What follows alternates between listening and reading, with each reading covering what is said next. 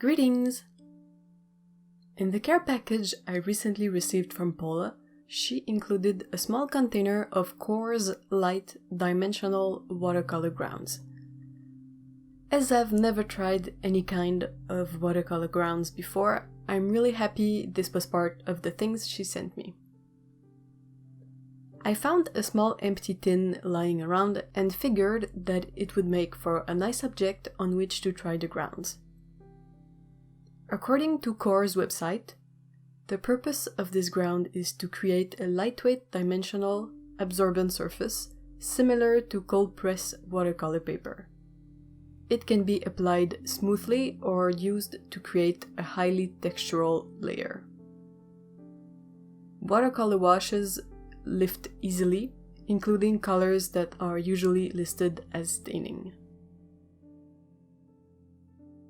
As for the application, they say to apply with brush, knife, or trowel as desired, and allow to fully dry.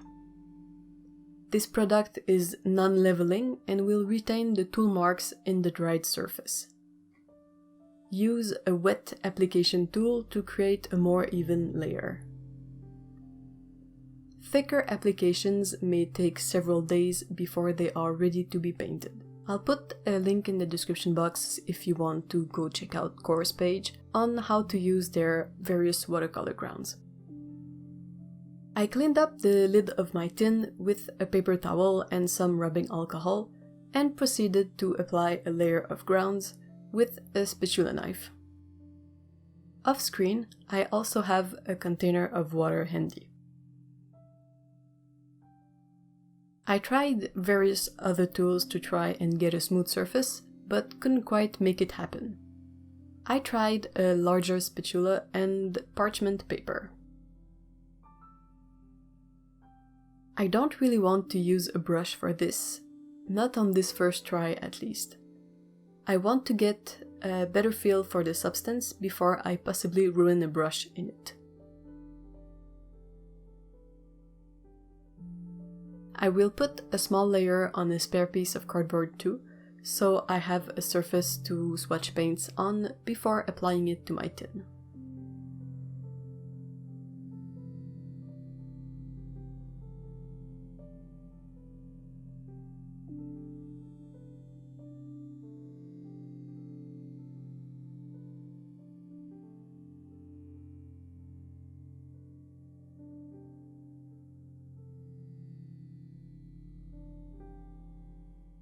When this first layer was mostly okay, I put the tin and the cardboard in a cat-proof place and let them dry for 3 days. Then, I took it out and put on a second layer. I tried to make it smoother than the first one, but then again, this is dimensional ground, so I should try to make use of that property. I tried to make the strokes in the product interesting and artistic.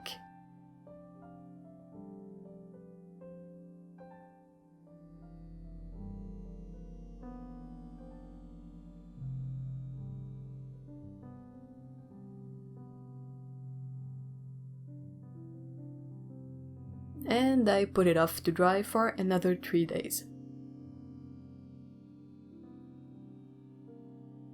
After that, it was fully dry and ready to be painted on. The texture of the grounds is really special.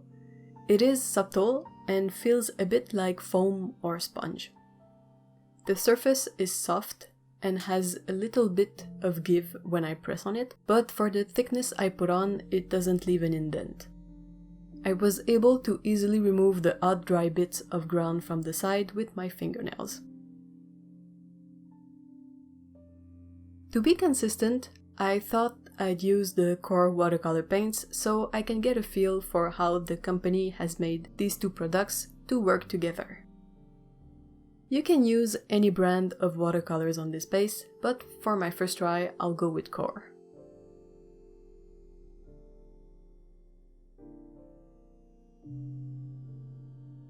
I'm starting with a very simple design of stars, and the first thing I noticed was that it's a bit harder to get a thin line with a larger brush than it is on paper. On paper, I can take any size of brush, and as long as it keeps a point, I can make a fine, thin line. This proved a bit more difficult on this surface, and I'll eventually switch to a smaller brush to make it easier.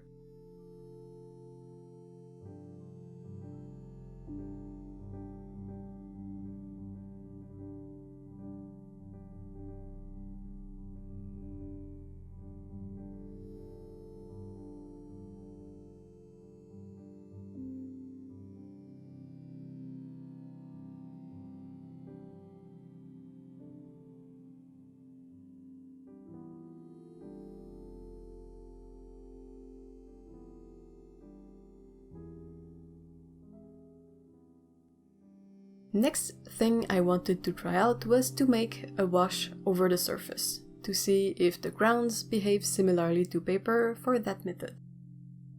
I was able to get a good wash, and the colors diffused nicely on the wet surface. However, here is where I ran into a bit of a problem.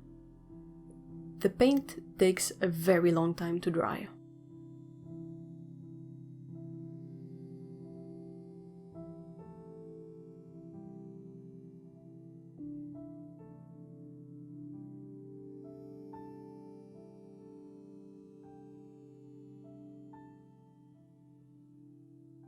I waited for an hour for the wash to dry on the surface, and even then it seems like it wasn't fully dried. When I painted a star half on a dry patch, half on a wash, the part that was on the supposedly dry wash still diffused and wouldn't keep a solid edge. I added more stars and details, but I also forgot to readjust the focus on my camera, so I'll speed through this. The details I added were difficult to control. Some came out blurry, some came out a bit sharper. At this point, I'm unsure if the grounds, the paint, or both are contributing to this fuzzy effect.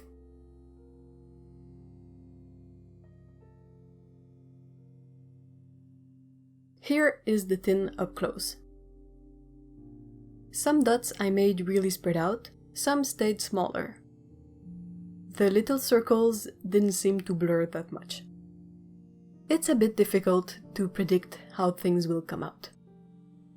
Previous experience on a real paper surface is not much help when it comes to working on these watercolor grounds.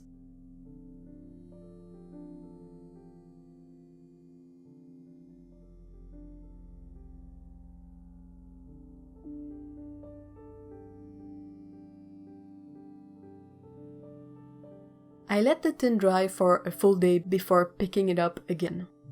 The paint is now fully dry. I still have some of the watercolor grounds in the small container, so I'll definitely try working with this again in the future. What I'm taking away from this first experience is that paint takes a really long time to dry on this surface, so this is not a last-minute option. I want to try planning a painting over many days so I can see how the paint layers. Also, I want to try with different brands of paint to see if the fuzziness that happens is particular to some of Qor's paints or a general effect that occurs with every brand of watercolor.